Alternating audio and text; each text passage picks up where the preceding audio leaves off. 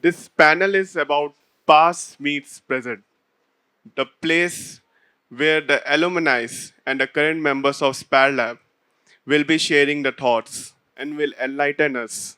So we bring you the six current members of the Spire Lab, starting with Karthik sir. He's a current PhD student. Then we have Tanuka ma'am, followed by Sharmishta ma'am. She's a research associate at Spire Lab. Just before this, we have arranged the chairs such that past will be sitting on the right side and present will be sitting on the left side. So Karthik sir, left side This please. side. Yeah. Next we have Abhijit sir. He's a research associate at Spire Lab. Then we have Pawan Kumar. He's a research associate at Art Park. And at last, we have Pooja VH with us. She's a project associate at Spire Lab. Can we have a round of applause for the present members? Now I will call the alumni of our Spire Lab, starting with Chiranjeevi Yerra, Assistant Professor Triple IT Allahabad.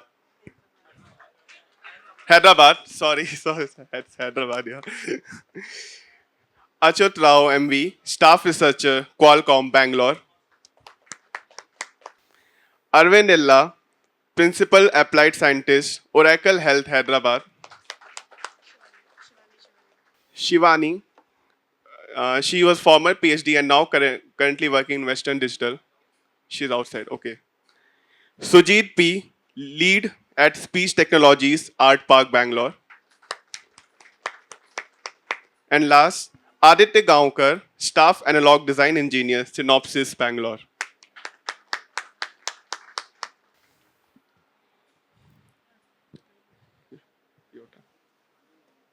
I would like to call Manoj also.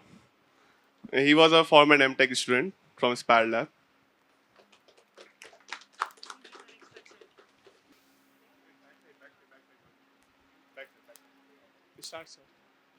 So, before we begin this panel discussion, since we have the past members here, any of you, if you want to share a thought coming back to this lab after so long, how do you guys feel?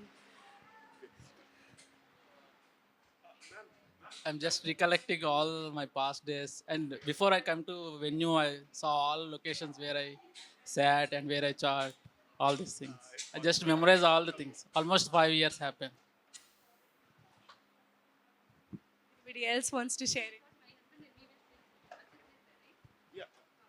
So it has been almost 6 years since I graduated from here. I still remember the classes, the lectures that we took in these very classes and seats by Sastri sir, Prashanta sir, CSS sir. Yeah. So it's a lot of memories coming back to my mind. Very grateful to be here and interacting with you. I'm very happy to see that our lab has grown so much in these 10 years. So I can't imagine how it will grow in the next 10 years as well. Thank you. Anyone else would like to share? Arvind, sir. Achyut, sir. Okay. Yeah. Okay. Anyways, I have one icebreaker question. So, since you are alumni here, you must be walking through the corridors and saw the Spire Lab. How did you feel? Like, do you have any memories revisited? Anything which suddenly revived? Anything would you like to share? I hope you might have something like some flash kind of thing. It kind of revived when you came. So one thing I found is that during my PhD time, that corridor in between I could not remember the room numbers, and the corridor on this lane. So usually sit with lot of interns. Now it become official looks like. So the seats are arranged for different students. I guess the space is allotted to some students or interns. I don't know, but it's official now.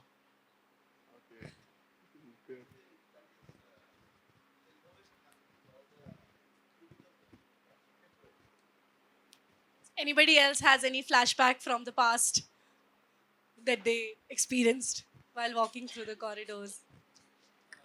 Yeah, I'm a bit of a black sheep here in the sense that I work on circuit design, microchip design, and I was a project assistant for Prashanta sir, which almost 11 years back.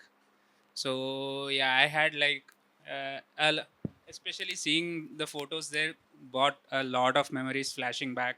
Like when we went to ICASP in Shanghai and we stood third place in SP Cup. I believe that was the only time an Indian team actually won a place in SP Cup, and yeah, I had played a small part in that.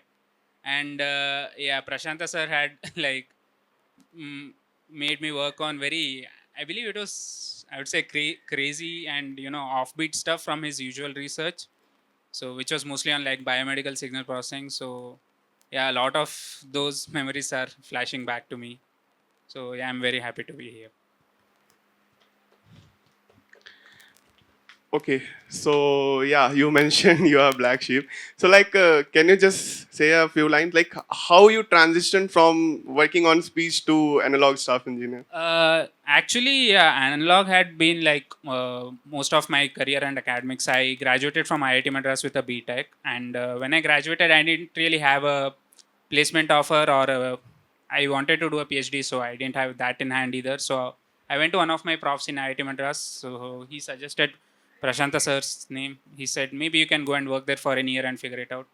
So I just joined the lab here, and ultimately I did end up getting a master's in circuit design itself. So yeah, that was like bit of a an year where I tried out something else. And although yeah, most of the lab here does work in AI or machine learning, and I mean I do work adjacent to machine learning in the sense that my team at Synopsys, we work on like high speed data transfer chips which are used in AI modules. So I mean you can say that I'm a AI adjacent person right That's now. great. That's great. So, Okay, so I have a question for you guys. So you guys were a part of Spire Lab, worked in academia and everything. But how was your transition to the industry or to your workplace, and how was it different from what you guys were doing here as a researcher and then there? So I would like an answer from everybody, I guess, for this, because I think everybody has a different experience working somewhere. it's a kind of academia to industry transition. I mean, for me, it's academia Yeah, to it's academia for you it's transition. academia to academia. Yeah, So only thing, the change I can see is that I mean, the difficulty I face is in terms of handling the students. Previously, I didn't handle. I handle interns, but handling the students, it's not so easy. I mean, really, I mean, I remember always my teachers, Prashanta sir and Sastri sir and Chandra sir, how they handled us, and really, it's tough job. It's not so easy. But my boss is there, so that's the reason I can control you. But now I am the boss, right? Yeah, so that's the one thing. Another thing is that so during PhD time, writing proposals is not so difficult. I mean, not, I mean to say, supporting the advisor for writing the proposal is not that much difficult. But as a advisor, writing the proposal is again a tough challenge because everything we need to do, and also we need to convince the panel all these things. It's very tough job. Right? Those are the two difficult things which I didn't learn. Reminding of whatever I learned here really support me a lot. So, just a fun question. You said that it's difficult to handle the students. So, what do you think? Was it difficult to handle you for your professors, or is it difficult for your students to be like for you to handle your Both the students? cases, they have to bear with me, with my strategy, and also I should understand them and I should bear with their mentality and the way they go on. Right. So both the things. Okay, sir. Yeah. Uh, yeah, actually, I think I work in Qualcomm, so I think academics to industry there is like a lot of difference. As in, we enjoyed a lot here in the sense that like ISc environment itself is like very different compared when you go to industry. I think you guys, when you're here, you guys fully enjoy it and take advantage of that environment itself overall, right? And coming to specifically to Spire Lab, I think the main difference what I feel is here we get to work on very diverse stuff and we had lot of freedom.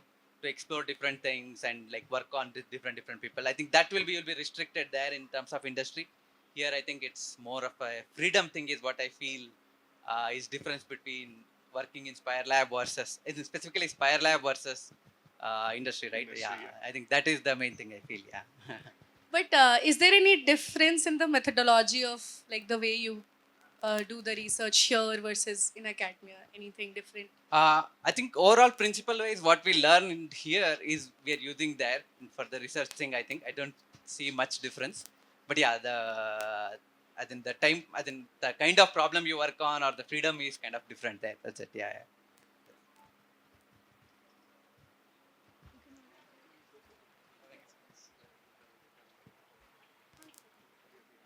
I'll I mostly resonate with what Achut said. Like it's mostly like the degree of freedom you get here.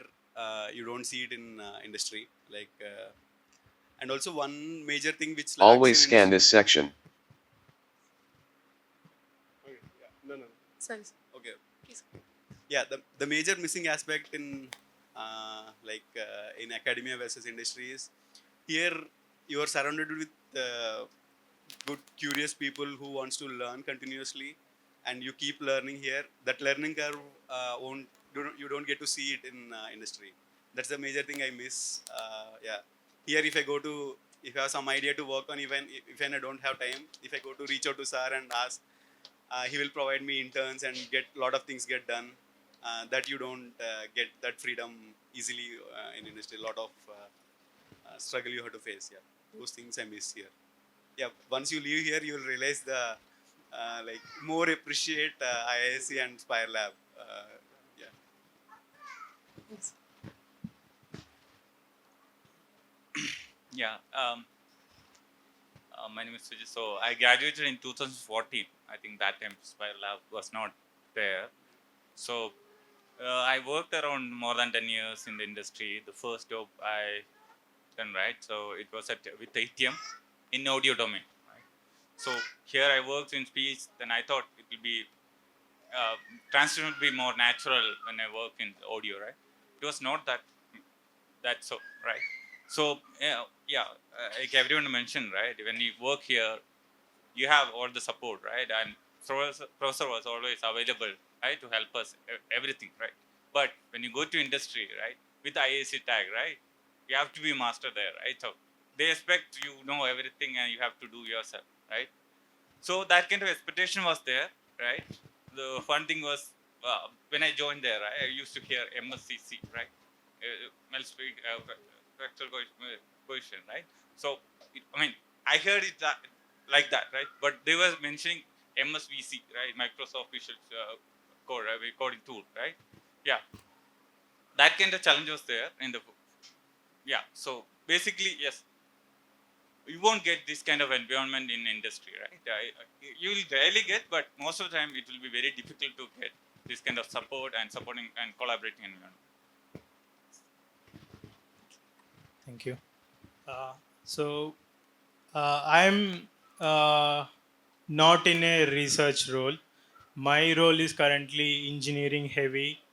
Uh, so, so the challenge when you transition uh, from here college to academy to industry for me was picking up the engineering aspects that are that are used in the software industry.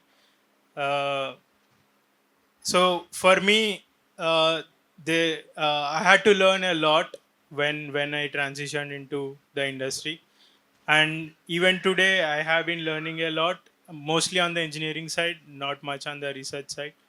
Uh, so the usual challenges that you handle on the engineering side is the scale of data or the scale of traffic that you handle, which is totally different from what you learn here. But one thing that you can that the skill that is transferable from here is constant learning, and then how to solve problems. That is one thing that you take from here. Yeah, thank you. Okay, I think everything is covered by these four people what I want to share. So I can just summarize it, and I had the experience on the similar line. So you will have less freedom to explore. What I will say, like, you do more but think less, which leads to the saturation of your learning curve. What Arvind mentioned, as well as I joined during the COVID time, so still I work from home. But when I was in the lab, so that time you have friends and professor and classes, so you are all the time you are learning something new. Even you go to a mess, you have something to discuss on the way to the mess. You are discussing, you go for dinner, you, like, every time you are learning. But there you see what I experienced is a drop completely, because your that social life is changed. So I believe that environment is a very big factor that actually encourage you to learn more. So once I moved, so I that was the very biggest challenge for me, that that environment is not there anymore. And I think that's why Professor Shastri also mentioned, right, that he is there in 45 years, he is there in this environment. I think this environment itself has some affinity that actually pulls you towards. So yeah, so that's what I think, that's all, that kind of experience I had, that I want to conclude. So it's good to say that you all miss Spire Lab a lot. So if in one word I will As, summarize, as just last one, like Shivari mentioned, like you discuss about papers, publications while going for lunch talks. In industry, you will hear about mutual funds and stocks and this stuff, which is weird. Yeah. Some politics as well. So that we never had. Luckily in our lab we never had politics. We were always like, okay, learn this thing or what you are working on. But industry is a totally different kind of experience. So I say you should cherish the environment that you are having here, and just enjoy the learning. And anyway, sir is there to run behind you all the time. Yes.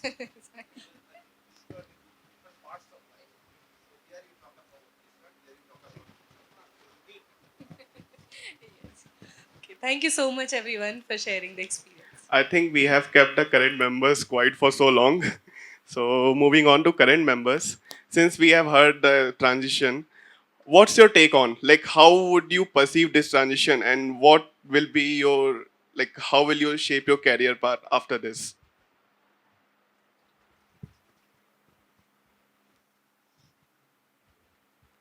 I think we have enough of experience, enough of things. Hello? Yeah. Can you rephrase your question? Yeah. So, like, we have just got to know about this transition, the academia to industry, and what are the things which are hindered. If in one word I can say, the freedom part which we get here, it's the most hindered. Like, we are on the lines of sometimes on the company, or like there will be something. So how would you? What's your take on this transition? Like, will it help in shaping your career path further? I think since they have transitioned, they can tell about their experience from how they have transitioned.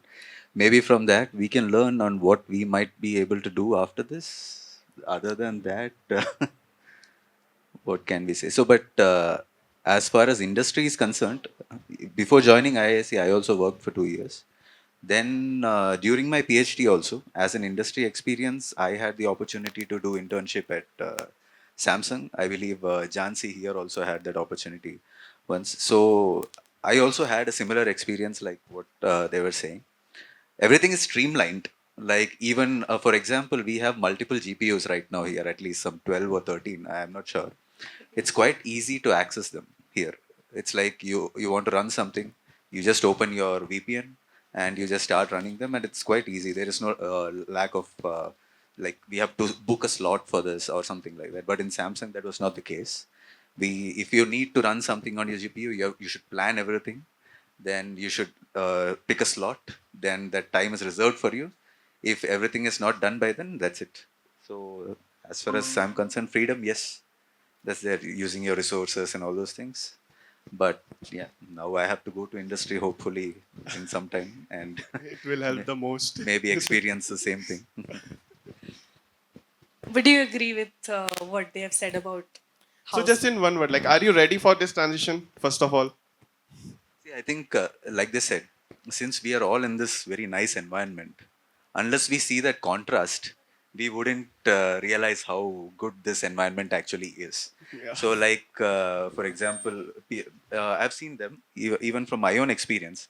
I've been here for quite some time, so in some sense, it's kind of frustrating as to being in the same environment for quite some time. We would like we need a change. We probably are not growing. Those kind of thoughts come, but probably I feel I've seen them through their lives as well. From there, almost I think Shivani joined 2016, before 15. Before that, in the lab, 16, right? Yeah. Before that, they were all. I think when I joined, Aravind, Achyut, and Chiranjeevi, they were all quite helpful to me. So I have seen them grow. So yeah, during that time, I also used to discuss how it's like. Mostly, it's like this. So when you're going through this process, it's kind of like, oh, I need to get out of here. I need to grow. But then once you go there, you realize, oh, that was so nice.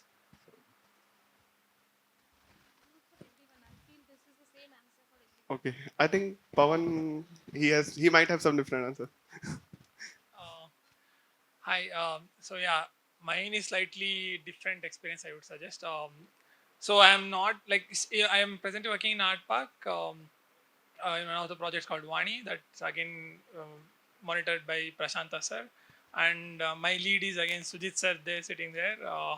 So it's not full on transition to industry at my point. It's like so there is some buffer between the actual industry to what I am experience as all of you said the freedom and all, but I still receive freedom from Sudhit sir and Prashanta sir. So yeah, so I'm not full into it. So that's the advantage or some the thing I had. I guess that's the change. Yes, so this is a good point. I just wanted to double click on that. So one is complete academic setting. Number two is transition to fully industry setting. Now, I think I just want to hear from you and Sujit. Because Sujit also had experience of full industry setting, as he just mentioned, and then he joined Art Park, which is sort of closely working with our lab. Uh, is there a difference? You also had an industry experience, full, not never before. Though. Maybe then Sujit can say, do you see a difference in this setting that it is neither fully academic nor fully industry? Yeah, so it's kind of semi research or semi industry, right? So yeah, here I mean what I can see, right? Here, somewhat I will see the positiveness of industry as well as research atmosphere, right? That's a kind of collaborative. I mean, uh, it's a merger of those two, right? So still we have freedom, right, to explore and explore new things, and and other things which positive there. I mean, positive there in the industry is also we can experience that also, right? So I would say, yeah. So it has positiveness of both. Flexibility and freedom, yes, most important thing is lacks in the industry, right? So like you was mentioned, right? So when you want to use GPU, right, the process we go, right? Also all the IT related things, right? Uh, Even publishing a paper in the industry not an easy, right?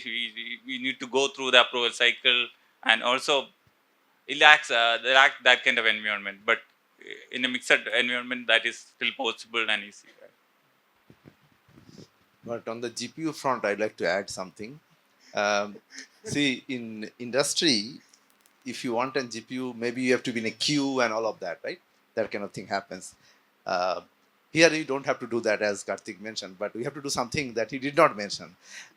In industry, if a GPU is bad, goes bad, you just raise a ticket in the IT section, right?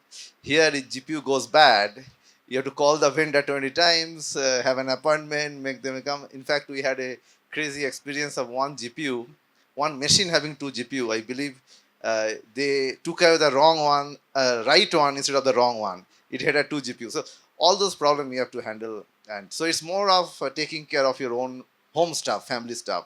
So that commitment also is needed. Okay, so moving on to the next question to our past members. Are there any specific experiences that shaped your career path in the sense that it's like a part question. The first part is what made you join Spire Lab? What was the reason? How was the journey? How you joined Spire Lab? And second is after joining Spire Lab, how you moved ahead? What made you decide which field you want to go into, academia, industry, wherever? So I would like an answer from. Okay, so how I joined Spire Lab was series of bad lucks and good lucks. so actually, I did not join the Spire Lab when I joined IISc. I was under some other professor from different department, but due to some reasons, I actually quit my PhD and left IISc, and I went back home. And there was I'll still very grateful to Professor Anand Suresh. He's from mechanical. He's a chairman of mechanical department, and he called me on my my home, and my mother picked up, and he speak to her in like he doesn't know Hindi, but he just told something to my mother. She can just understand Hindi. There's other language. He told that he want to speak to your daughter Shivani. Then she told, okay, I'll let you know. I'll tell her. She will call back. And then I spoke to him, and he actually told me to come back and give it a last one chance to ISC. Let's see if we can help you in any way. Can we get you new guide or new project or something? Then I came back. Interest like Another incident happened. Then there was another PhD student who joined with me, Balaji. He joined Sir's lab and he left ISC. He also left. So it's like there is an opening created, okay. And then Professor Anand Suresh spoke to Prashanta sir, and then met Prashanta sir and Dr. Dipanjan Gope. He was my co-advisor from EC. And then it's like then we all agreed. Sir thought, okay, I might be a good fit, and I joined his project. So it's like nothing was planned. It's a series of bad luck, good lucks, and I joined Sir's lab. So initially, it was very difficult for me. Being in research environment, I was a direct PhD. I finished my PhD in 2015 and directly joined a research institute. I was struggling very badly. I did not know how to do research at all. I was in a very bad shape. But initially, sir was helping me. Actually, throughout the journey, he helped me a lot. But initially, I used to get annoyed a lot. I like why I'm not able to do, why I'm not able to meet the expectation. It was my constant worry. And sir will know better, and I'll get demotivated. I'll not show up at the lab. So it was like the journey up downs, up downs. But after some time, it started getting stabilized. And that time, the social environment played a big role for me. Our lab, there's so many people. Nisha is not here. She was very helpful during my compre. She helped for me. I took Shastri sir's class, and then Santosh, one of the student from your past PhD student, he helped me for some of that random process course. So it's like multiple people actually helped me throughout my journey. And then whatever I learned, like I learned from scratch, I'll tell you. So I don't think I am a good researcher, but what I learned from here was, okay, if there how do you find a problem? First you need to define what problem you are addressing for, and then you chunk it up and then you try to address. I don't think I when I graduated, that's what the part I learned. I did not do a very good research because I was in the beginning phase. But that skill of, okay, what is the problem and how do you chunk it up, that skill actually is very important when you move to industry, because they will just throw a problem at you. You don't know, they also don't know what to do. Here you have people to discuss, there you will not have anybody. That skill will go into that skill will be very useful, and not just in academia, in every part of your life. So that was my learning, and I'm very grateful to Dr. Prashanta. He actually bear with me. I was not an easy student to handle. He helped me a lot. So thank you, sir. I just want to add to that. I more and more I see for a PhD student, technical aspect certainly is a focus, but often what happens on the mental side of things, if there is no support, no surrounding support, I would say, like, then that completely breaks down. So technical does not come at all into the picture. And this I have seen now in my little experience in ISC has happened to many students. So I believe it's very important as an advisor. I feel more and more that that mental support is needed, not from just me, but from the fellow lab members, creating that environment so that you don't feel isolated, right? And that has happened, as you said, with Balaji also, that he had to discontinue. So it's a challenge, and we need to all work together as a group in the family to make sure each member is given the support. Yeah. So just be a supportive member of a lab. Like just try to help other person. That will actually not help you, help them along with to go. It's very important. So I was an MTech student here, MTech course. So how I joined the lab was like after our first sem, we just choose our guides, right? So I just met few people, few professors, and met the lab people from each lab, and then I felt that Spire Lab has a better environment uh, and better guidance than other labs, and that's how I just finally chose Spire Lab and Prashanta sir, and I'm pretty glad that I made that decision. And uh, I think what was your next question? The follow up. Yeah, so the next question was after joining Spire Lab, how did you make a career decision wherever you are, Yeah, how did you end okay. up where are you? So during my time in the Spire Lab, I worked mostly with Chiranjeevi and for regarding speech for evaluation and second language learners as a speech. Uh, so that helped in few publications, and then out of placements, I got into Samsung, which was a slightly different role, mostly focused on the engineering aspects. I just went with the flow. I didn't have any very strong affinity towards I want to do this, I want to do that. But I would say I had little affinity for a PhD, but for some reasons I didn't go in that direction. So over the career, I just went with the flow. Whatever opportunities came to me, I just grabbed them up and did my best to fulfill those roles. Thank you. So I'm 2012-14 batch students. Again, ME is a coursework, right? So we have to. I think Tosa was not joined in 2012. He joined after 2013.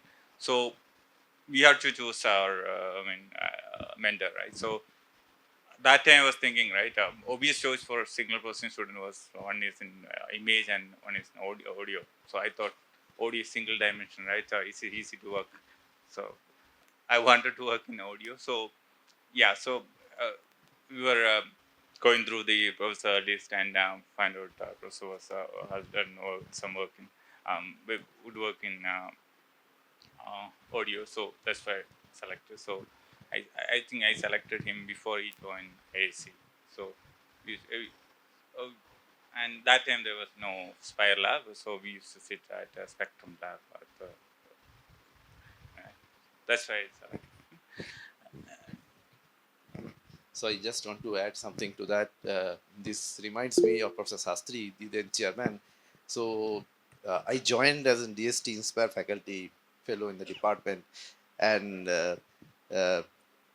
without a support from the department and Professor Sastri, he just treated me just like a regular faculty member, not like a faculty fellow. So offering courses, taking students, of course, jointly with a regular faculty member. And it was me growing as a faculty as is, right? So that was a thank you, Professor Sastri, for that. Is a great thing. So just wanted to add, because the reason you said, I was not there in picture at all when you were choosing Maggie is because of that. But this was a special permission from chairman that made it happen. Just one point, like ask. You talk of only one transition from come here to industry and a job. But all PhDs go through another transition. You know, what you thought of a PhD when you joined would be different by the time you graduate. There's a lot of heartburn in a PhD.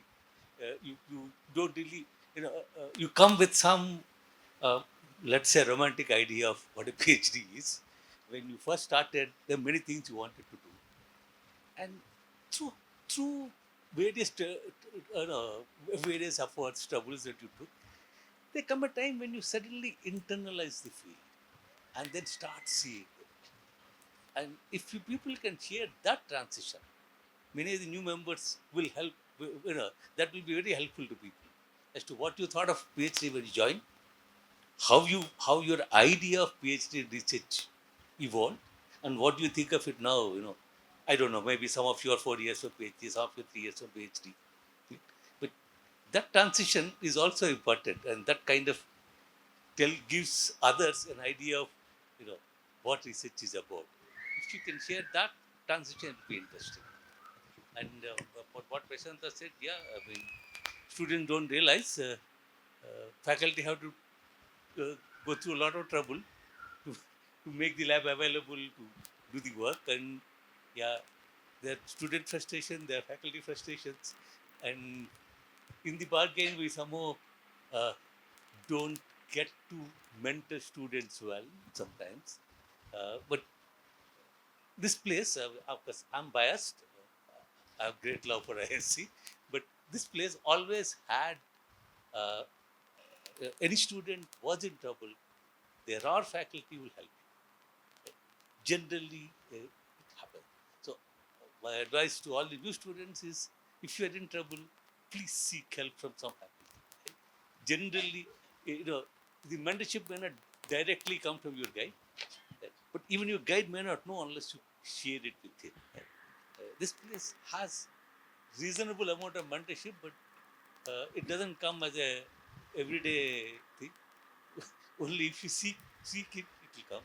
I don't know whether you could have improved, but that is the character of this place, at least for the last 40 years, I can say. Thank you. Okay, sir. Is it on? No, it's on. I'll just briefly tell about how I joined the lab and the difficulties I faced, and I'll touch some points what Shastri sir mentioned. So when I joined IISc, Shastri sir was chairman at the time. So he gave names like what are the PhD openings in different labs. So one of the positions available in Spire Lab. So I reached out to sir and he explained me about the problems he have. Then I discussed with him, and then I talked to Chiranjeevi and Nisha. They are already the students in the lab at the time. So I got some really good feedback, and then I decided, and that's how I ended up in Spire Lab. The challenging thing is I joined in January admission, not unlike the regular admissions. I joined in January. So all the basic courses are already done. People who take, I directly took the advanced courses. One of the courses is PRNN. Sir takes 200 plus slides in 1 hour class without having the basics. It's on top of my head. Then I went to Prashanta sir and said I don't think I can able to survive here. Then I don't know whether he remembers or not. He took one session to me saying, "You're here because you are assessed in interview, and they thought that you can able to survive. So don't assess yourself. So you already cleared the interviews. Then only you are here. You are not here randomly." So and he gave me push, and he don't let me drop the subjects. He said, "Do whatever you can. If you want, you can drop at end of the end exam." So that really helped me a lot, and keeping the trust in me and giving the boost is one thing I'm very thankful for him.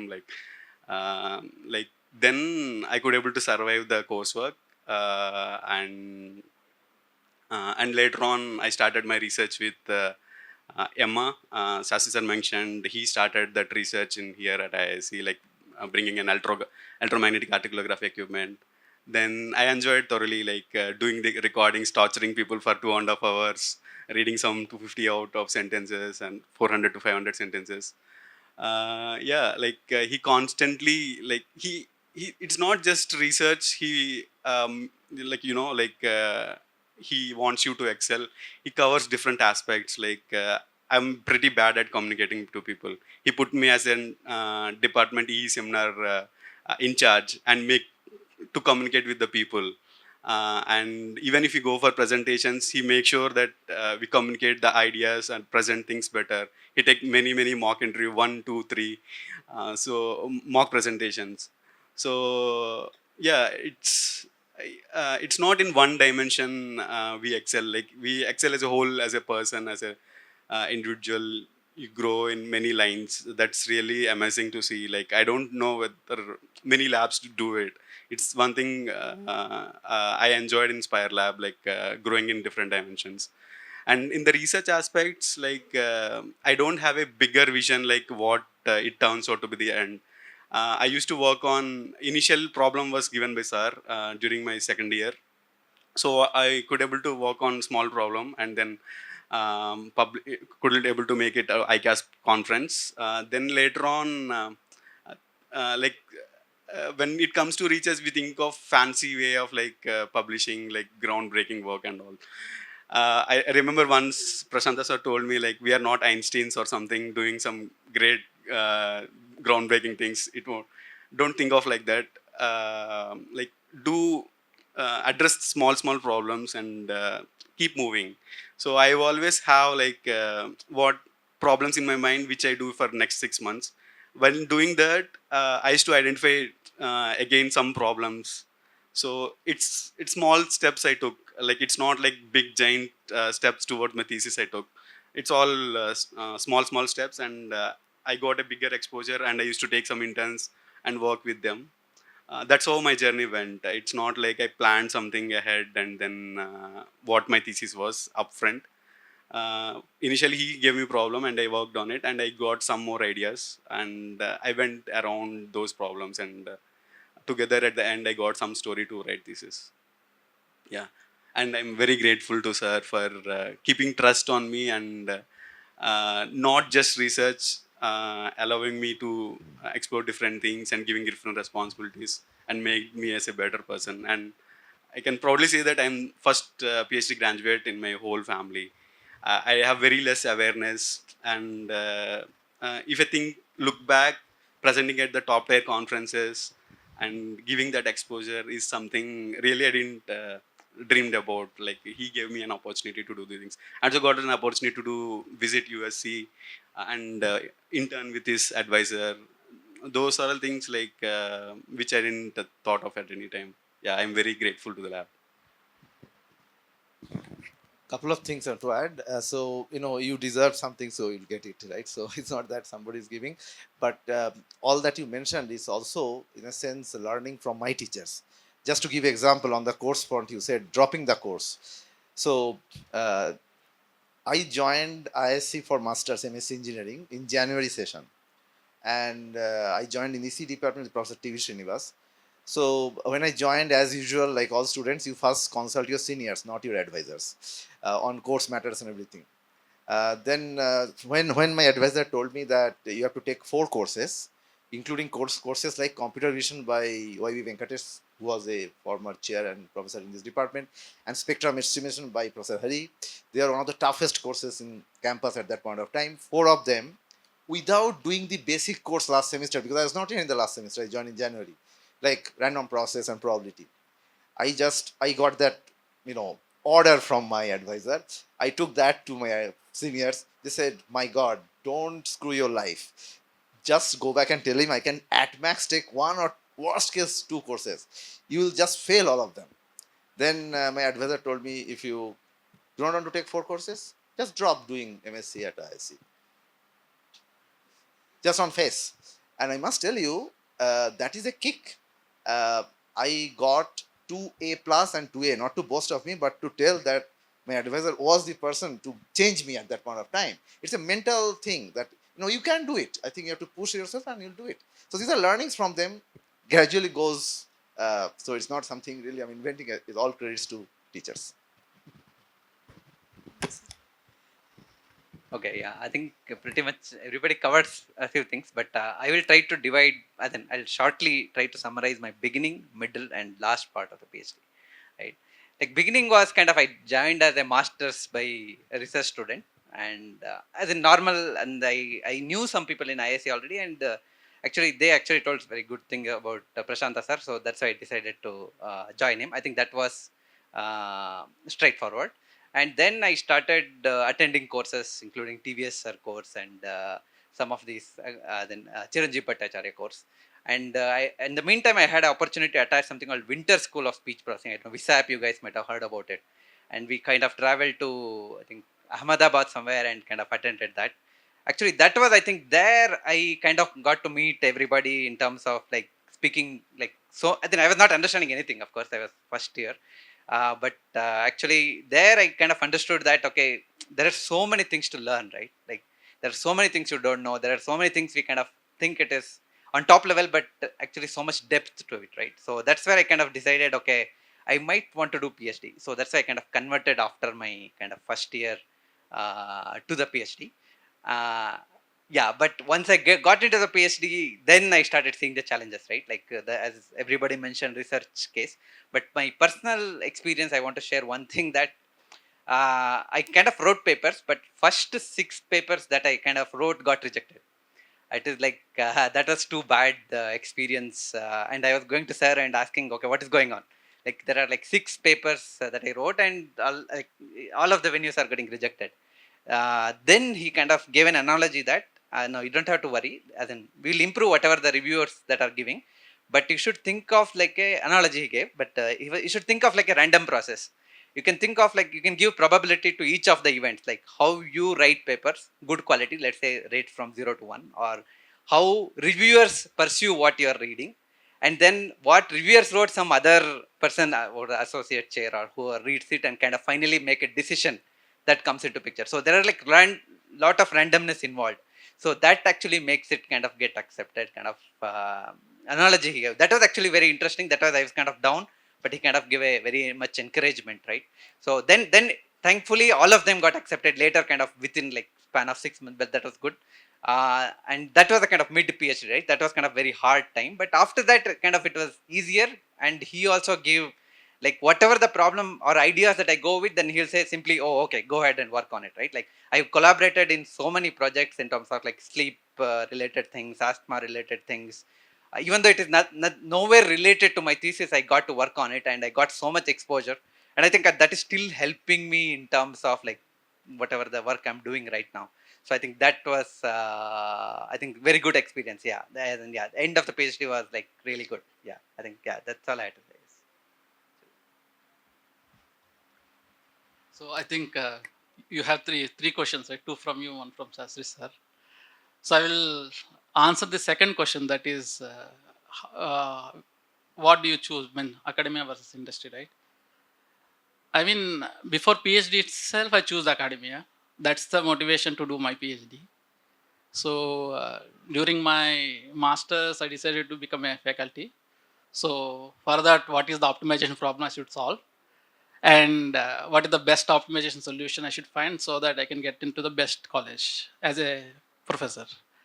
So then, and also I should, timelines also I should optimize it.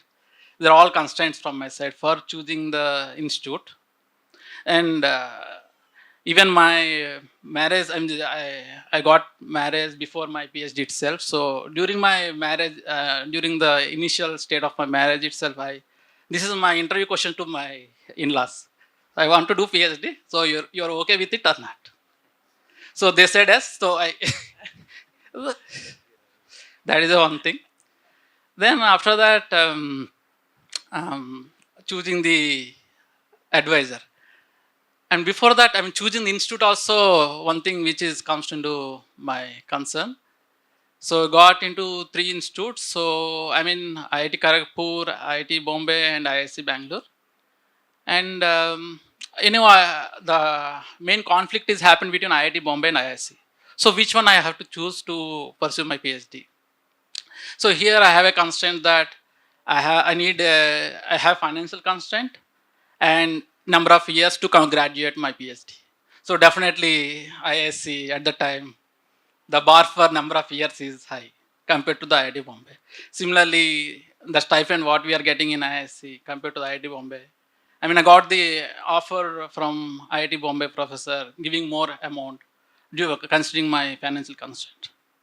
So there is a tough call whether I should join here or not. And at that time, its PhD stipend is 18,000 and HRA everything becomes 23,000. It's very tough time, and I need to lead my family. So then, what I decided is that okay, let's go with IISc because I want good education, good PhD. So I joined here. Then next step is choosing the advisor. And I mean, as Prashanta sir mentioned, when I joined, he is not a regular faculty. Sasi sir is supporting him. And after 1 year later, he becomes assistant professor here, regular faculty. And choosing the IISc also, there is another constant is I'm not so into EC related area. So I want to go into the signal processing because I don't know much about the communications, all these things. So my thought in my mind is that I should go with the Chandra sir. He works core signal processing. So I thought, yeah, I can get into this. That's the reason I chose here. But optimization problem always has the local minimas, right? So IISc has the internal constraints. So once I joined here, I came to know that internal constraints. So with that internal constraint, I need to solve the optimization problem to reach my global minima. Then uh, Nisha and me approached Prashanta sir. So Nisha is initially accepted and myself is not accepted because he's not regular faculty. And I got some other suggestions to join under other faculty. Then I don't know whether I should survive there or not. So I requested Sastri sir a lot, Prashanta sir. So then you talk to him once again. So I went there, and then instead of asking the doubt clarification, I'm just asking some interview questions to him. Sir, you don't have PhD postdoc, so are you going to be here for regular for 5 years before my graduation? So you don't worry, I have IBM experience. I never go from here. So that assurance, I joined Spire Lab.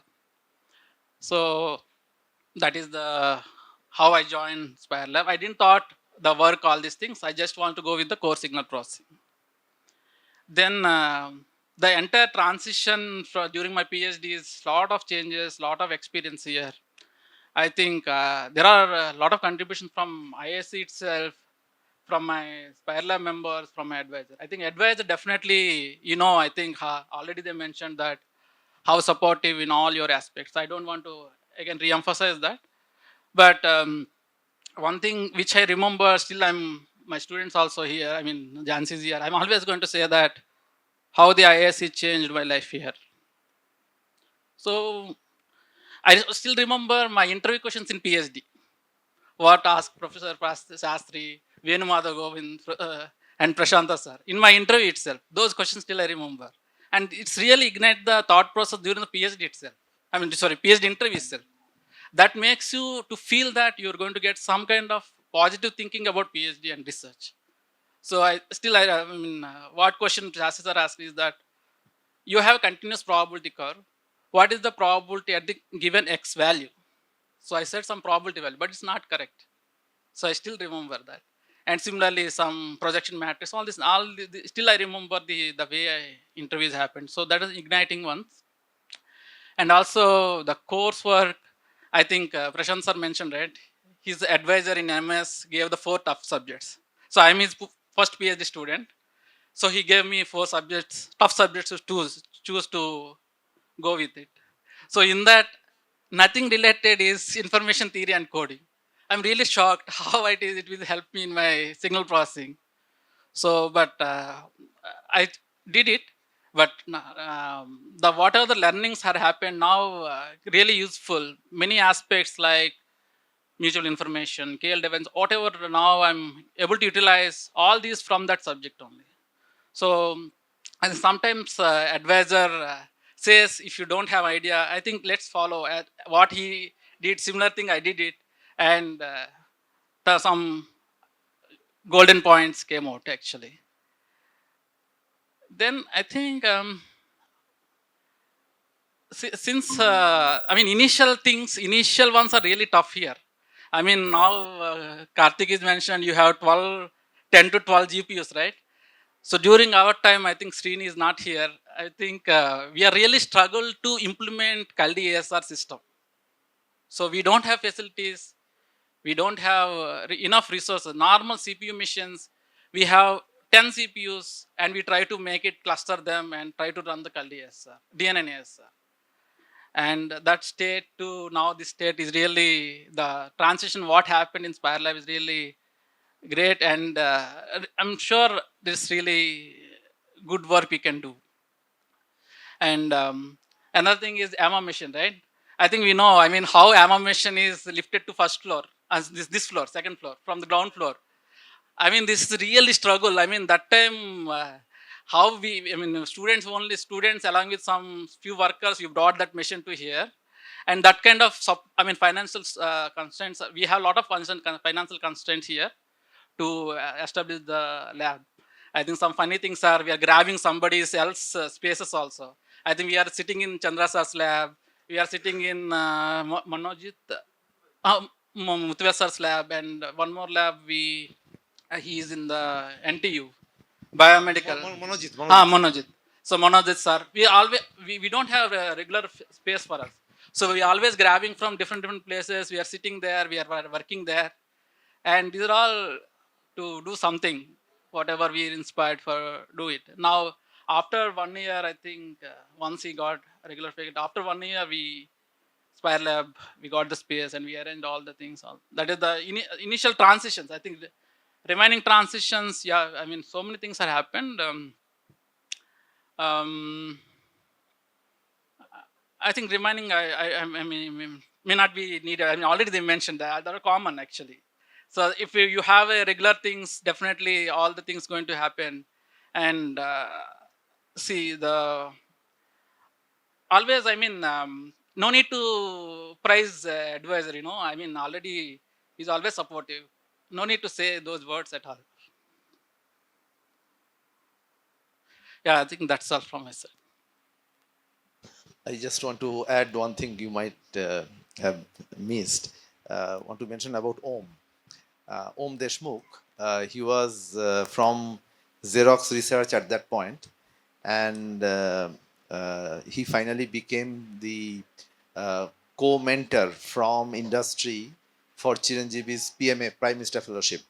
And that was a great support at that moment that he brought in. He was here a few weeks back. We are talking with him, English Gani teammate. So it was a good to recollect his contribution as well. So just wanted to add that. So yeah, my experience will be very different. So yeah, as I mentioned, I graduated from IIT Madras and I didn't have anything in my hand, not a job. I really wanted to do a PhD in circuit design. I didn't have an admit.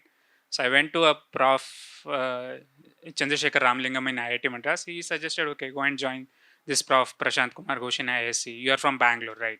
So I just came, I joined here, and I mean, I was pretty much set on doing circuit design as my career because it had been my first love since around my first year of BTech.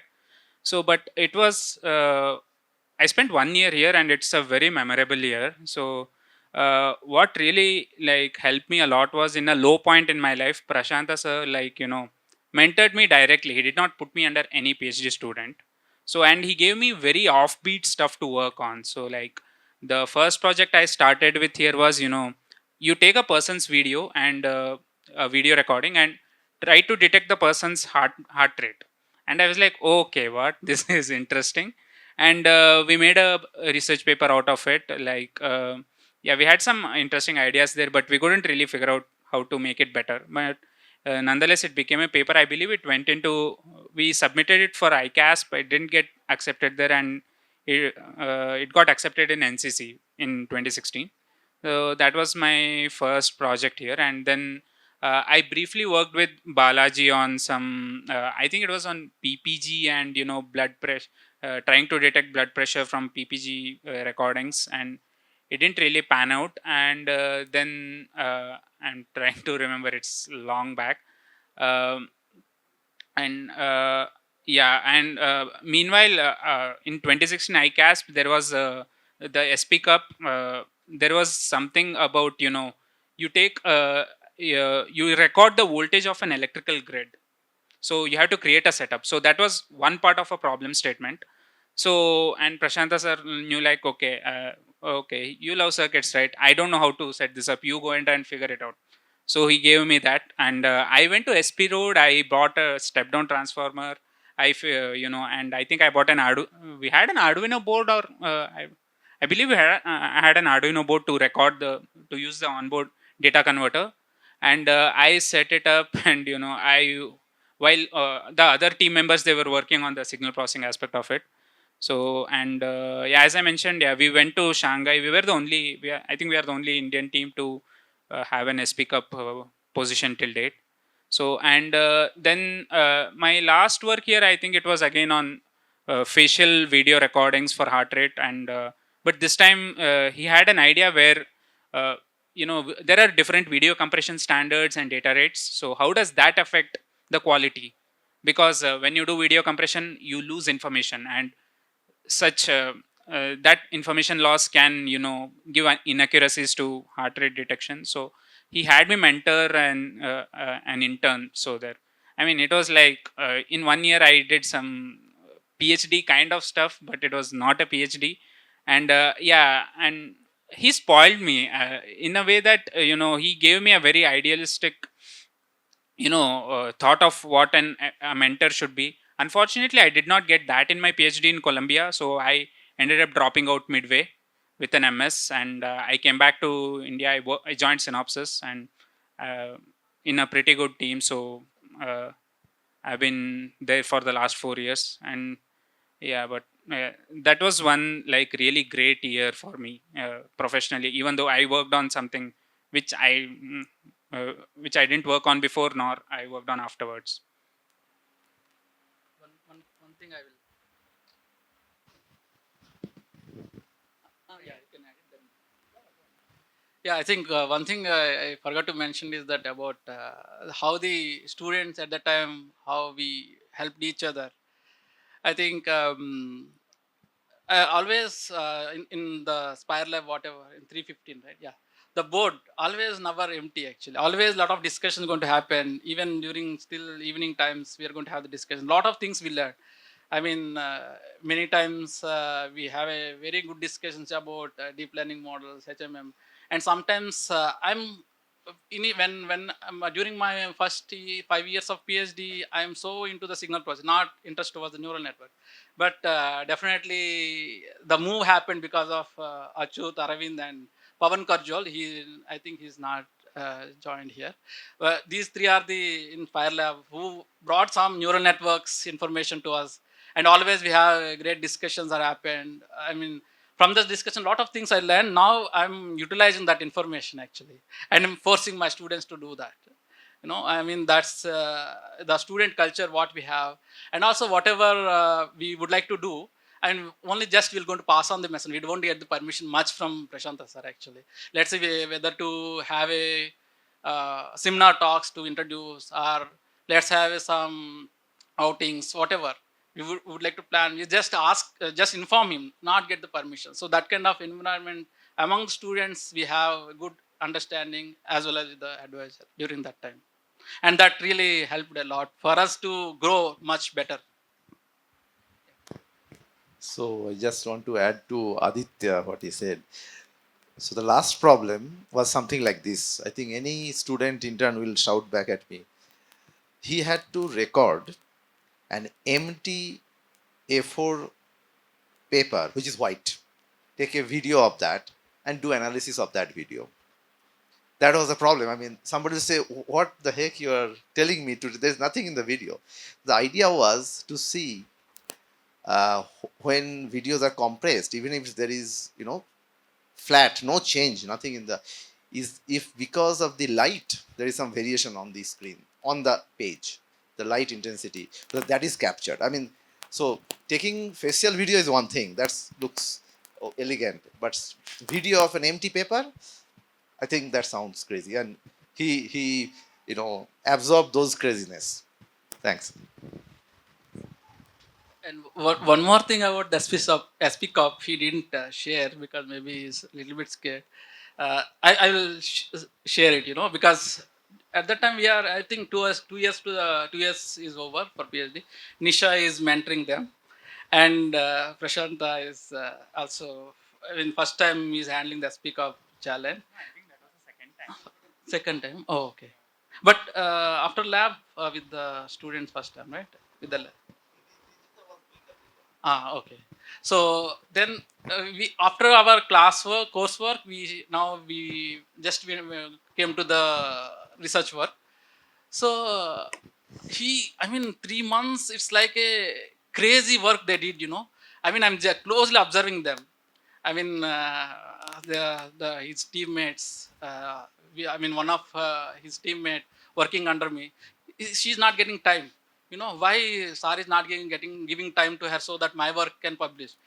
They're running like anything. She said, right? He wants to SP Road, getting the. I mean, they're doing crazy. We thought, me and Nisha, why so crazy? Why? What is needed that much to be published that or producing that work, kind of work? Then we all together went to the IISc that year, and as Speak Up results came, then we got third place. Actually, that realizes us that, oh, we need to work more. So whatever we thought of is not correct. So you should do more. You should do more work to get recognized in that event. It's so tough event. That's the reason you take the challenge and make them to work so hard. I think that's one thing. That is my first conference, and also it's memorable conference during that time. How they worked actually. SP Cup is really tough task. So that's the reason I'm not taking SP Cup challenges. Thank you so much for sharing your experience. Moving on with the next question. So now we'll be discussing about the lab traditions, and I will ask the current members one by one to introduce any one tradition and let the alumni comment whether it was there in previous or it was not there, and whether they like this tradition or not. Did you understand? Like one by one, the current persons will be telling about the lab traditions or celebrations which we are having, and let the alumni comment whether it was there previously or not. If it was there, okay. If it's not there, what is point of view on that? Starting with Pooja. Hello. So, like, I will introduce myself. Like, here I don't know anyone. So, just I heard the name, just Arvind Ila. I met only one time, I guess. So, myself, Pooja. I'm joined Spire Lab in 2021, working as a project associate. Like, like recently we started celebrating Durga Puja in the lab. So, have you ever celebrated Durga Puja in your days? No?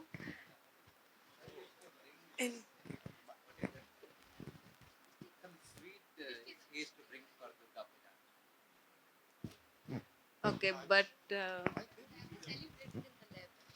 Any other festival or anything that you used to celebrate? Huh? Only birthdays we used to celebrate. Other For Dashara Puja, he used to bring that Mishti Doi. Yeah, that is before Dashara thing only, no? Just before Dashara. Before that, he will have lab cleaning. Everybody has to come and clean the lab, and then he'll take us out also, right? That for a meal. okay, then we celebrated from this year, not this year, last year. So like we started wearing traditional dresses and sir arranged lunch here. So maybe that is the new thing, I guess. And we celebrated Teachers Day also on September 5th. We did. I don't know. Prashanta sir has on his first on his first teachers day here. We gave one gift to him. I think whether he kept in his cabin or not, don't know. It will be there for sure. It's a photo frame and including three of his teachers. One is from his Jadapur and Yeah. from Masters Yesterday and he showed. from USC, right? So we gathered all these photos and it's sudden surprise to him on his first Teachers Day event here. Then after that, regularly every Teachers Day we didn't miss his thing. We don't know his birthday. Oh, I you mean, don't know sir's yeah, we birthday? missed that information. No one. He never disclosed that. We sometimes we asked. I don't know whether we asked. Still Yeah. now also. Uh-huh. Still now also you don't know. Don't know that. That's You know crazy. it? Then we started celebrating sir's birthday also. Oh, you know secrets of him. We don't know that. Abhay sir. We are very frugal when we were in first few years. Like he's very, like not too much onto spending. Like we are very frugal in that sense. Like yeah, now I see like lot of celebrations and all the stuff. Yeah. Abhay sir, next you can. When? What is this bird? We will tell afterwards. Will not. Number You 4. told. No, not yet. No, so I guess I have worked with Achyut, Arvind, and I've been in time of Chiranjeevi sir, and I've met Manoj and Shivani ma'am also at when I started working. So at that time, I guess we had birthdays celebrations for students, but now there is an extension to that. They have a Q&A and speech session from the birthday person there. So I guess one of the lab members with enthusiasm asked questions and reveal all their secrets. So that we didn't have. So maybe asked the question and answered myself. So now people are more scared of that Q&A instead of Yeah. birthday. You should ask more Q&A to Karthik. We tried actually someday. Okay. For me, I met except the first person, I met all of the yeah Aditya. Aditya. Yeah, except Aditya, I met all of them. I worked under first was Chiranjeevi sir, who was the lead PhD for my PA project.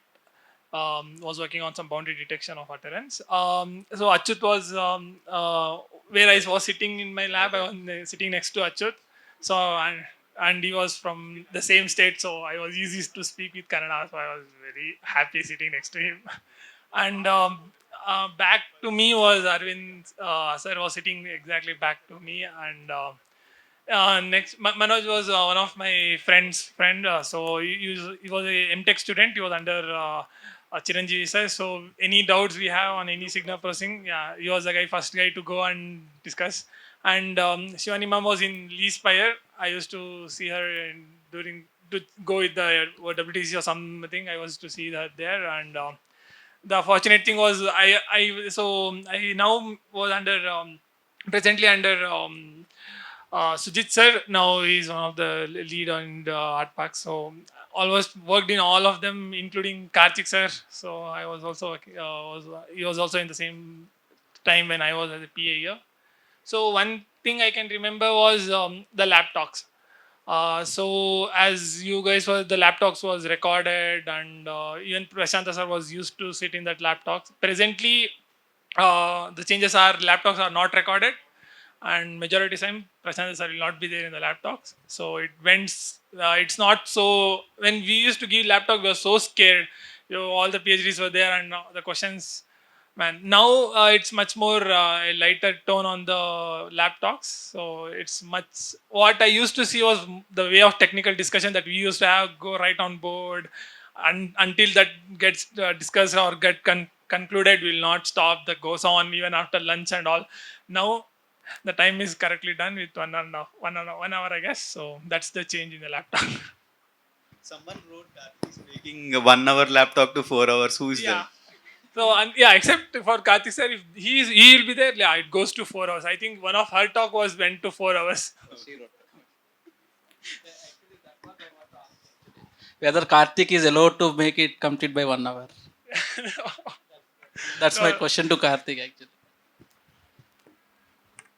I mean, if I don't extend it, otherwise it will generally finish in max 10 or 15 minutes. People don't tend to. I mean, I think the flair in which we used to have the lab talks, the present members don't have an idea about that. Like, it was one place where everyone used to come together, and Sir also used to be there. So we used to have some really nice discussions. And to be frank, I learnt most of the things or most of the problems in the lab and even new concepts because of the discussions that we used to have at that point of time.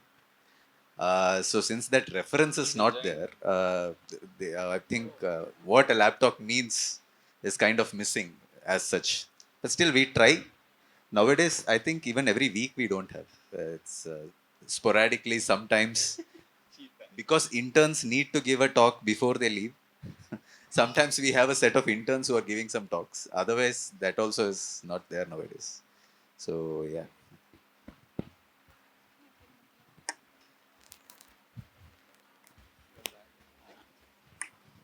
Can I add anything to that lab?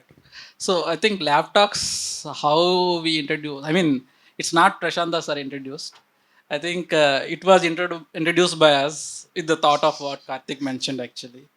I mean, suddenly it's. I mean, we feel that we are not gaining the information. One thing, and we also are unable to explain our thoughts so well. So for PhD student at the time who are there, so we just started, and then it's become formal to the lab talks kind of thing, and then after that it's continued every week, and Prashanta sir pushed interns to also should give all the things that happen.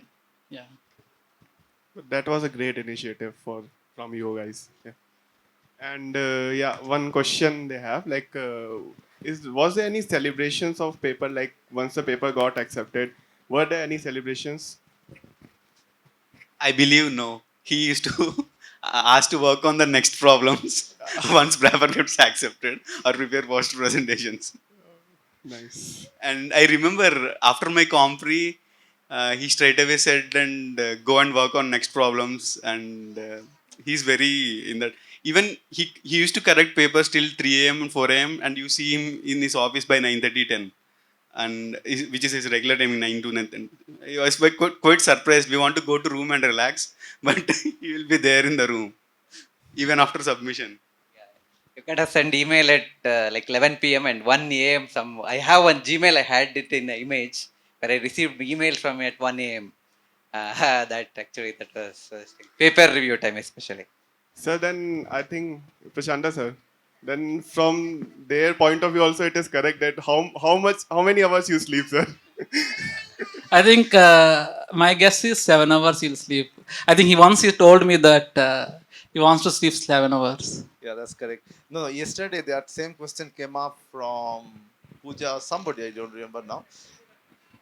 Pooja only. So I said, first of all, the claim was that I reply at 1 a.m. and also at 4 a.m. I said that data point is not correct. Because I always sleep worst case by 1 and get up by 6, 7. So 6 to 7 hours, you're right. So, that is my logic, you know. If you send 1 p.m. mail, so I no need to see his mail after, I mean, till 8 p.m. I won't get it. So I have some relaxed time to do that. So that is my crack always when he's doing. And regarding the question before, right, I think celebrating the papers, right? If he wants to do that, then definitely more parties will come. So always we have a lot of papers published initial years. And another thing is that I think I would like to add whatever Arvind mentioned. After my Compre also, I went and, sir, how is my Compre? Yeah, it's went well. So you need to prepare for your thesis defense.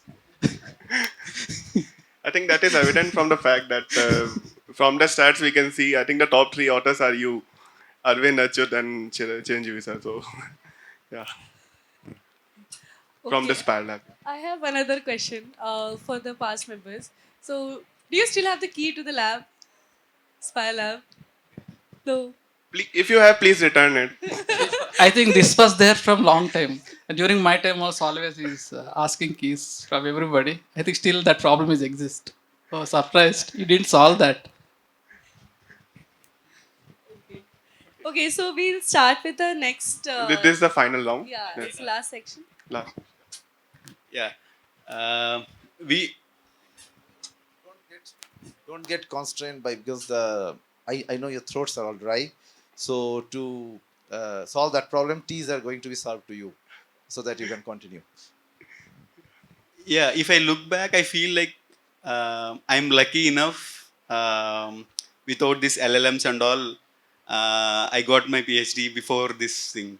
I'm wondering, like, what are your current challenges now? Because with LLM, like, we used to get good, like, apart from research, we got training for writing and all those things from SAR. Like, we used to write and he used to correct patiently and then give it to us, and we'll get some feedback and we learned writing and all. How is it now? Like, are you like getting that skill, or like you are relying on LLMs and Grammarly and getting most of the things done? Okay. And how different it is from the previous? That's just want to check. No, we are still getting the things reviewed by sir only, but maybe the time period has increased. So how long was the review period for sir in case of your papers? Like if once you give it to sir and you get it back. Conference papers we used to get it by conference timelines, but journals it used to take some 3 to 6 months times, like Yeah, to go back then and forth. yeah, then that's the same thing they have now. Percentage. Percentage of now, how many iterations are happening is important than the how many days, you know. I mean, how much yellow color on your drafts, you know. Initially full yellow. So, So even SAR is correcting on top of LLM responses as well. yeah, actually, one thing I want to add is instead of we are using LLMs to write and all those things, still sir will come up with better paragraph, and that will not be near to LLM, and that is much more better. So yeah, that's I want to add. No, not me. Everybody else. No. I want to add something about the conference submissions. So these days we have started the internal review review, yeah. more rigorously. I think we used to do that, and it ends up happening that I don't even look at some of the drafts. The reason is the following. So I'm having a feeling we should get the data point and really show the if the conference deadline is on 11th of a month with a 1 week abstract deadline and 18th is the paper deadline, then all the drafts are ready on 10th evening, something like that. And I believe it was not this much close to the deadline before, so that we can give time to each draft. I think this is something we have to think of changing. So that something is causing the quality of the writing and everything goes bad, right? Although we use LLM, I think that's good, but still we should have our own. I mean, ourselves going through the paper and like that. So that's one trend I'm seeing, but you should see the data to see how much it has happened.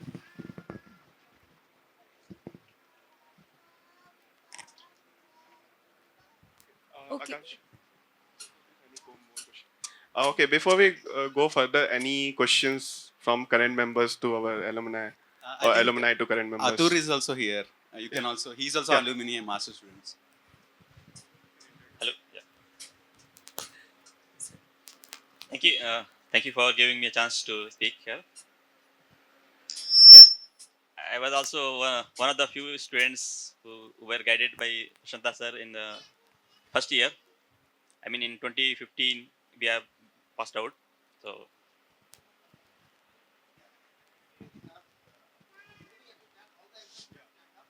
Yeah.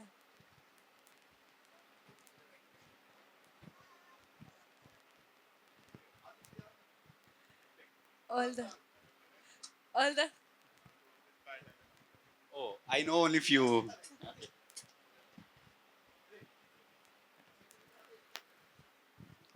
you want to continue? Okay. Huh? Sorry?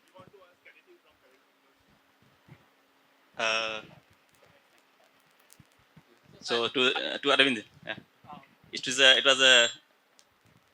I mean, we are connecting for a long time, but I remember a few things when we were attending and in the labs, spending times on understanding concepts, and I really appreciate that Arvind helped me a lot to understand many core concepts in terms of signal processing and other topics. So really thank Arvind that I think completed my course and left, but Arvind was there for another few years, and thank you Arvind for that. Okay, then I think. One question to the current Yeah, members, sure, sure, sure. particularly the one who are there here for a long time, Karthik, Tanuka, Pavan, right? So you have seen the transition from Spire Lab for a long time, right? So what is the major changes are happened in Spire Lab? I'm definitely Karthik is very research heavy person at that time also, definitely now also, and he can see all the research changes. And apart from that, anything in an other aspects, what are the things you see the transitions? One thing to add. First about sir, what has changed in sir over time?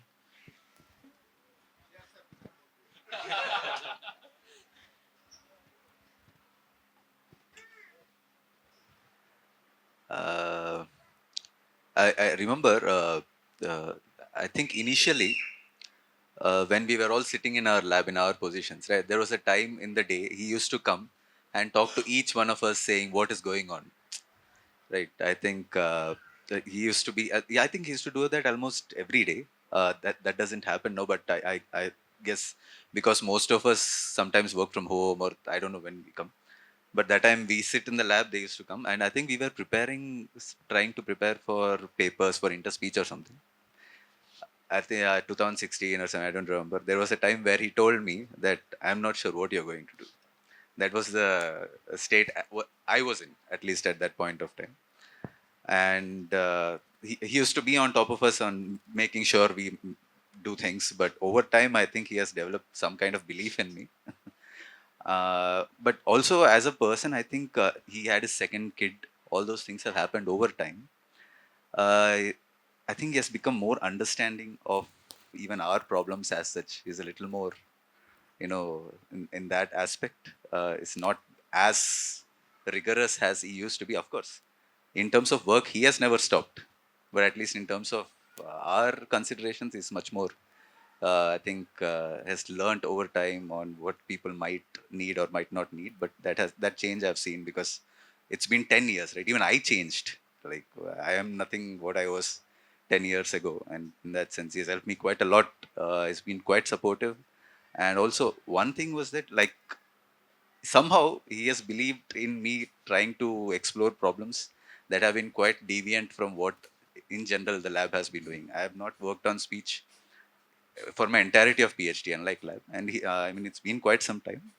And till now, he has not never said maybe you should drop it or anything like that. Is still going on. So that understanding factor, I think, has evolved a lot over the last 10 years.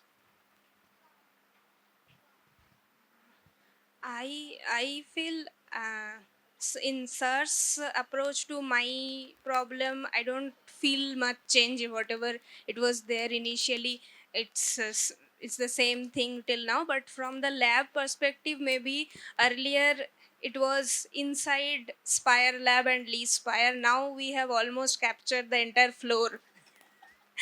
So the entire lobby is even the first floor lobby.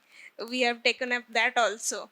And sir used to sit in his office earlier, and his door used to be open. We used to go there and talk. Now it has shifted to 313. Everything happens over there, and we don't go to sir's office anymore. I think those are two changes I have seen. Expansion is going on. Yeah, one changes I would suggest was I think now he handles more projects. I feel so. Initially, when I started, as I was less number of projects, and I used to remember weekly once or thing. We used to get our chairs, go to his room in that, and we used to spend time on what models we run and what was the results output. Now, as yeah, he'll be completely in this meeting room with all different type of projects, and I think the number of projects are gone on a crazy scale compared to what we used to had initially.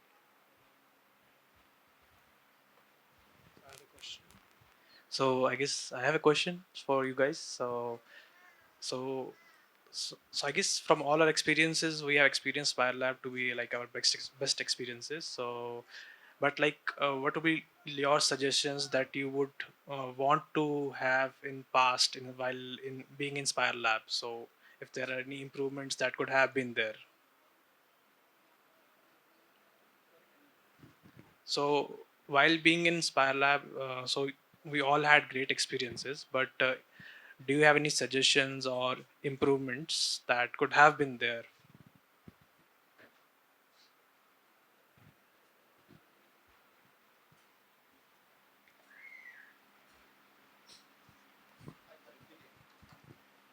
Actually, not for that question, but something else. One thing that has changed is the Spire bookshelf library. So, if you recall, before COVID, in fact, after COVID, all things have gone for a toss. We used to, Chiranjeev used to do, and many others used to do. We used to assign every month 5 6 items, not only just libraries but also laptops, cameras. Every month there has to be audit meaning that person, whoever has that, should show to that person that then only we used to approve, I think, that month's stipend or something like that used to happen, right? So that signing, yeah. Now it's all online, by the way. So that has gone. I think that I believe is a good habit because it helps us be on track with items we have in the lab, with the assets for the lab. Uh, so, and it also it all boils down to actually the time that it takes to make all this happen, right? So it always requires a champion. If I am involved in any such, it's I spread thin and nothing works out good.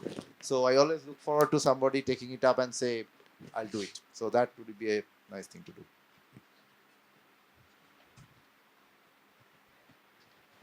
Okay, so you guys don't have. I think, see, because I'm old student, right? Almost 5 years like after graduation, right? After graduation. Sorry. I think what we aspired at that time, I think now it's happening.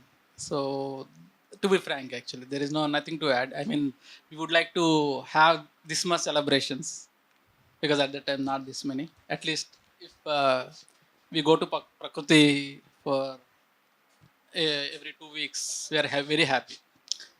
I mean, that's now. I think I'm seeing a lot of celebrations already. You're mentioning is going on in the lab. That's one thing. Another thing, already Karthik mentioned that the little bit liberty to the students. So already, so what we aspired, I think now already happening. So I, I don't think so. I add much to for improvements. But I think because I'm very old, so maybe you can ask recent graduates. They can add more things. I mean, one incident that comes to my mind when talking about Sir's time is I think it was like the third or fourth month of my working year.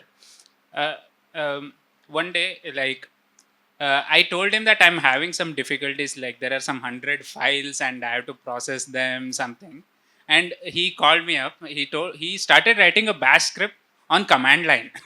And so I was shocked and I asked him, okay, how did you learn all this? He said that he had learned it in his time in USC. So that's something that's etched in my mind. Like he had the confidence to write, I think it was 10, 12 lines or something. I don't remember. It was like he just started typing it and it worked in one go. So that's something that flashed to me just now.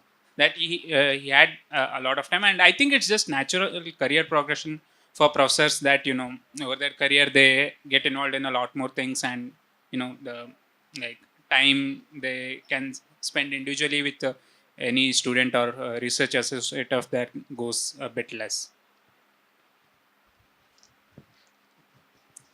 Anyone else wants to add to that? just to add, like if during conference and all those things, if you need any reviews, like you can please feel free to reach out so that we can also help. And it's not just for you; we also get benefited, like get to know what things happening currently. So it's win-win for everyone. So if you feel that you need a second review or something, or before sending it to sir, you feel free to reach out to us. Like we can help you out. Like we also get to know about the work, and we also give some inputs Thank you, that sir. way. Thank you, sir, for that. But I think one more thing. I think for the lab talks, what Karthik is mentioned. Let's say, for example, Karthik graduates, then the amount you're going to learn from lab talks will go down definitely. I think I'm definitely request Prashanta sir should be there in the lab talks. I'm sure Karthik is very good person to contradict every information what we are going to pass. But we should have somebody like that in the lab talks. Otherwise, growth cannot happen. So I think what the improvements you asked, right? It could be something problematic to your. I mean, this suggestion might be create problem to you. I mean, requesting Prashant sir to be stay in the lab talks. So it connects to what Sharmishta was telling yesterday. Actually, she wrote a message there. All of you should please write. She says that a lab talk of 1 hour will become 4 hours. Is that what you wrote or somebody? His questions. Huh? His questions makes the laptop 1 hour. 1 hour, yeah, exactly. So that came up. So what it means, I mean, what you are referring to is what we discussed also yesterday. Essentially, we need more PhD students, right? Uh, so if you have, that time we had some 5-6 PhD students, let's say, uh, and that will be a different environment because everybody is technically well trained and will bring critical thinking in all aspects. That is must today, which is we are lacking big time. And we discussed about that a bit yesterday. It will be great to think ways to solve that problem so that we can bring more technical and critical thinking in laptops. See, me only being there, making it happen is one thing. But if it happens with everybody, that's a Thank you, sir. Okay, then we'll start with a rapid fire fun question sort of round with you guys. This is the last section. For So this, looks like it's a lot of ragging because they are, I think No, they no, are not speaking at all. this will Past be a fun. students are. no, we are here more to discuss about how your life was here and for them to learn and add to it. Wait. So, We need one more. Acha, okay. okay. So we'll start with the first question, and I think you'll have to brainstorm a little, bring back few memories in order to remember things like this. And this is a question to everybody, so that even they can know how things are in the lab currently.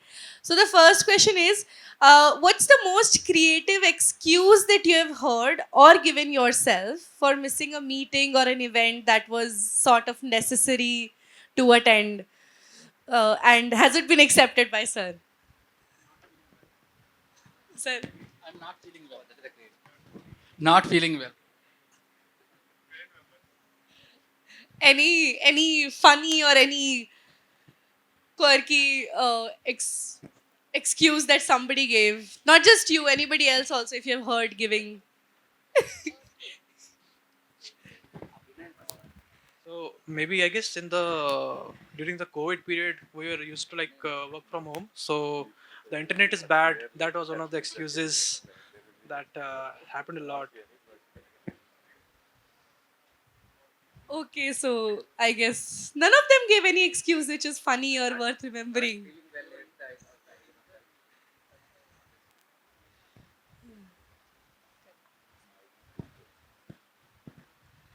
Okay, no? Okay, then. Okay, so next question is, what's more terrifying to you people? Paper reviews from conferences and journals, or your first lab talk in front of Prasanta sir? I'm guessing you guys must have given your talk to sir, right? I mean, my lab talk was very terrifying for me, so. Reviews.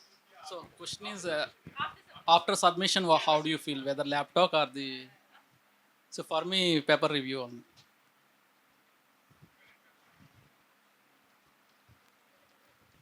Anybody else has anything to add to it? Current members?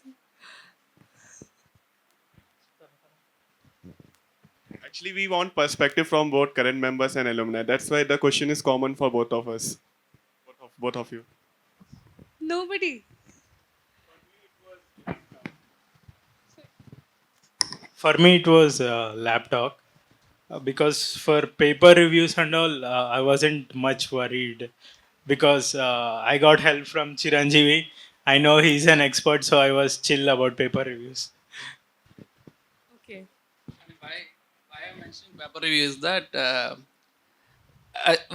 before I'm submitting the paper to Prashant sir, I pray something like I should not have yellow markings on my paper, because yellow markings one that takes longer time to edit, and it's very difficult because usually we know always we submit the paper just 2 to 3 days before, right? So we don't want to expect yellow should be there. Some blue is very easy for me, right? So I always expect pray I should not have yellow. So I mean always like that. No, nothing from. I have one question to you guys. Do you know who designed that logo or like history of that logo? I think yesterday we discussed. Spire logo is there, right? That is. No, no, yeah. I think Vijita or somebody. Whatever the colors you are using, and I think template of your presentations, all these things, I'm sure you're using the same template from long time, right? So who designed all these things? Yeah. There was no diffusion models that time, so. And what tool used to come up with that logo? Yeah, that's correct. I think yesterday there was a discussion about this. There was a mail thread that sir shared in a presentation how you guys discussed and finalized. So, but No, like actually yesterday sir explained how this logo came up with, like how other students suggested. He showed. It almost took 1 or 2 months. Yeah, he said. Including that Spire name itself, right? Yeah. okay. So, do you find one equipment or tool that's present in the lab which is like pretty ancient or mythical or something like that? I mean, something interesting or something that you used, you have like some memory of it or anything of that sort? Or it was a funny incident, anything that you'd like to share? You have a lot of. I think if you go to dark room, you see a lot of equipment over there. Dark room is. Do you guys know dark room is there next to that lift in the first floor? Yeah, yes. Yeah, there you can see like lot of things which are quite old and collected there. Also, you'll be doing listening test, and if power goes off, it will be like full dark there. It is like. Okay. Okay, a few more questions, I guess, and then we'll. Okay, so one of the questions is so can you describe one of your aha moments in research? Like, oh my God, something good happened. And then that was followed immediately by a, oh no, this was wrong, something like that. Has there been an incident like this happening with any of you? Like, you thought that, okay, you have cracked it, and then the next moment you're like, Yeah, I think this is very common incident, but I think everybody might be able to connect here. Like you use a train a machine learning model, and you kind of accidentally included your test data in the training data, and you'll be seeing, okay, increase the model size, and every time that, oh, you're getting improvements every time. Oh, what is going on, right? And then you realize, oh, okay, this is not the correct thing. Okay, you included test data in the training data. I think that happened to me once, and I even showed it to Sir, and then realized, oh, it was wrong. okay, I think Pavan has something. Yeah, I think the similar one, I guess. So the problem I was working on was detecting boundaries, intonation boundaries in the utterance given. So that was a problem statement. So Chiranjeev sir gave me. So I started a simple DNN based model with all the prosodic features and all those things. And I the initial time I did not had the understanding of like the proper splitting of test date and all those things. So somehow I missed it out and was inferencing on the train data itself. I'm like, the papers were saying it was around 78 to 80% of baseline. So I'm like, I'm getting 90% on the kid. I'm like, oh, I cracked something crazy. So, but I never went to Chiranjeev. Say I knew that it was something was wrong. So then I figured out, yeah, it was I was inferencing on the train. The results were on the train set. So that was crazy. Prashant sir is not there, right? So I'll share this, Uh, recording is happening. In Interspeech 2018, there is a discussion seminar to the experts panel. So I presented my work there. So they commented that, yeah, you can graduate with this work. So immediately after Interspeech, I came and told Prashant sir, they said like this, I can graduate with this work. No, lot of things to do. So our movement to Okay, one last question. So, if you had to describe your research journey or your research topic as a popular phrase or a movie title or a song, it's a fun question. How would you describe it? Your entire journey, maybe in like, yeah, one by one. I think I'd like everybody to describe their experience as any as a movie title or a song or a catchphrase or anything like in one word if you have to describe how your research journey was here. Yeah, anything works. I would like that answer from all of you.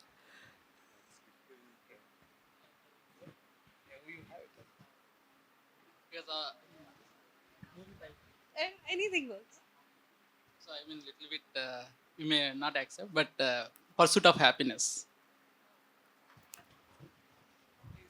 Sir. Please. Even me, I need to think. No, mine was a coursework. I didn't spend much time, so it was a short. No, but you guys must be having Pass. pass. Is this not like, do you guys not have an answer or you don't want to say it out loud? Is it like that? I have to think on the spot, I think. Oh, okay. Any current members if you want to share? Please. Okay. Okay, since Prasanta sir is here, one last question and we end the session here. So, and this is for all of you. In 1 to 2 words, you have to describe your mentor, your guide, Prasanta sir, how he was to you. And yeah, so that will end. So, starting here, we'll go down the.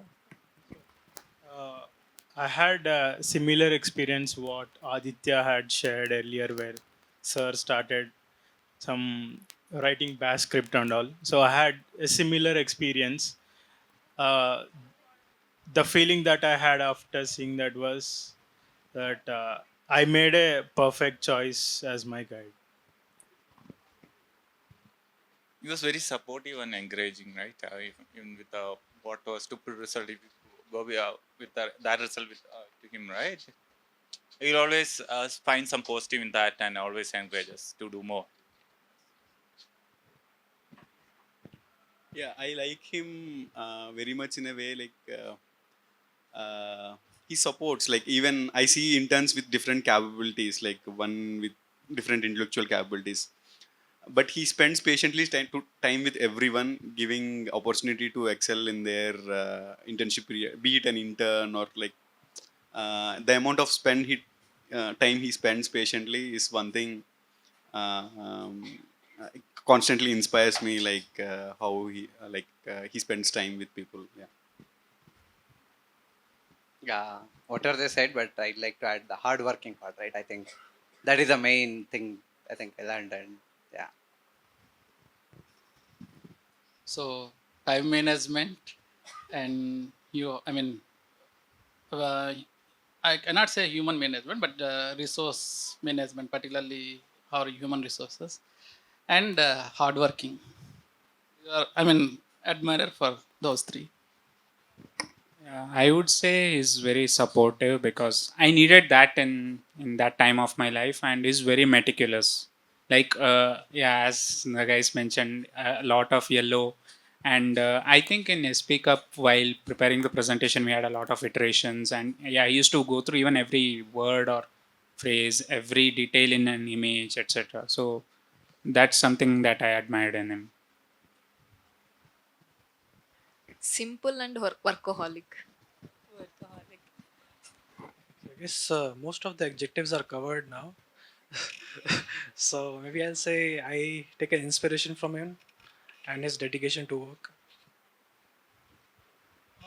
One more thing I can add is like the amount of belief he has on the students. That's I don't know how can he even believe a person in front of he can do something. So just to add what I'm trying to say is like the first meeting I had on the Vani project, he was briefing me with okay, these are the things we are doing and like collecting like thousands of hours of audio. And the next day I came back to him and said, sir, I don't want to do this thing. I was so scared, like, sir, I can't do this. But somehow he had that belief that I will do or something. I don't know, even I myself don't have belief on myself. The level of patience he has, I have never met anyone in my life. I'll say the same things. He's very supportive, and we can reach out to him for any, like I mentioned yesterday, also, we can reach out to him for any doubts, any questions, and he'll be ready to discuss immediately or later, but it will definitely happen. Not sure what more I can cover considering that everyone has said so many things. But one point that I think, especially the younger people or the newer people to this domain, can consider is that, especially in this lab, when discussing any technical topic with sir, it's not like you're talking with a professor. Irrespective of what doubt you're going to come to him, irrespective of how naive it might seem to an established professor in the domain, he will still discuss it with you like a peer. So, especially the new interns and project assistants and all, I would say you should use that opportunity as much as you can, because it might not be the same case everywhere, where you get to discuss topics from the base level with a professor to such an extent that he will make sure that he will take his time and spend time with you so that you will understand. So that I think is an aspect that I like very much about him. So since I've also experienced that I'm working in a slightly deviant topic. Even he's new to it, but he spends his time, tries to understand what's going on, and asks me the different questions about it. So that I think everyone should leverage, and that's something that I really like about him.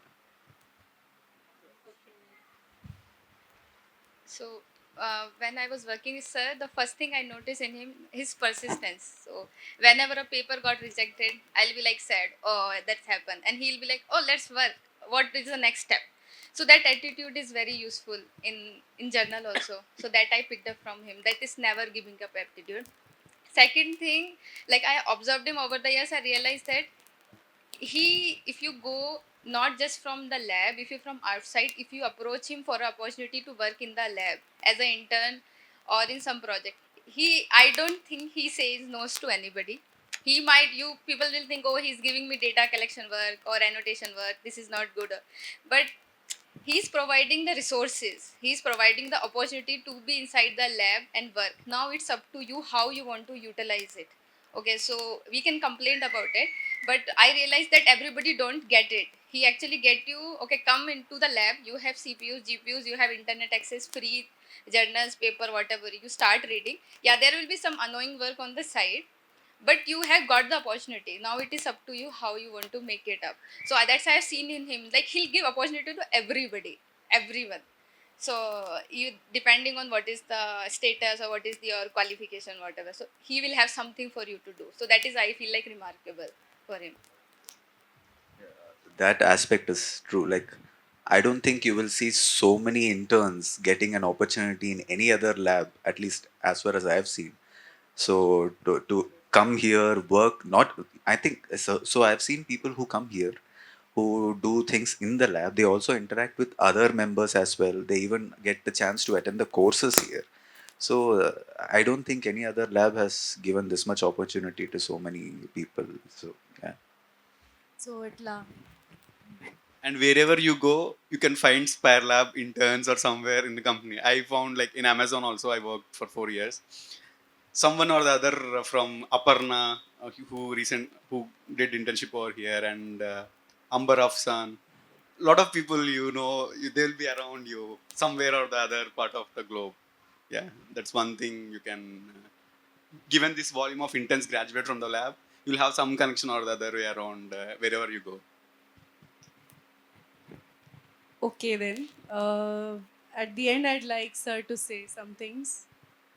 So I just wanted to say that first of all, thank to all of you for spending time here. I know some of you have come from far, and we're all spending time together. It's a great learning, and get to know each other. Uh, One thing is that as an individual, you can do only so much, but with the team, you get to learn much more. And thanks to all of you for that, because everybody who has worked in Spire Lab, I have learned from each and every one of you, and that has expanded my learning, my knowledge, much more than what I could have done just by myself. Right? As a student, of course, yeah, we learned a little bit. That's a great opportunity for me to that I have been learning. Will learn also going forward. So thanks to every member of the Spire Lab for that. A round of applause. By the way, do you know the exact date when the lab opened? We are celebrating on 2nd and 3rd, but do you know the actual date? 7th. Just want to remind. Okay then. I think with this we will end this panel discussion here. Thank you everyone for joining. And before, just one moment, we are just going to show you some gifts which are from our alumni. Yeah, you can see. So thank you alumni for these wonderful gifts. These are the books that we have received from our alumni for the lab. Thank you for giving back to the lab. Thank you so much for the support. Yeah, that concludes the session. Thank you Thank so you all. much. Thank you everyone. Now we have a tea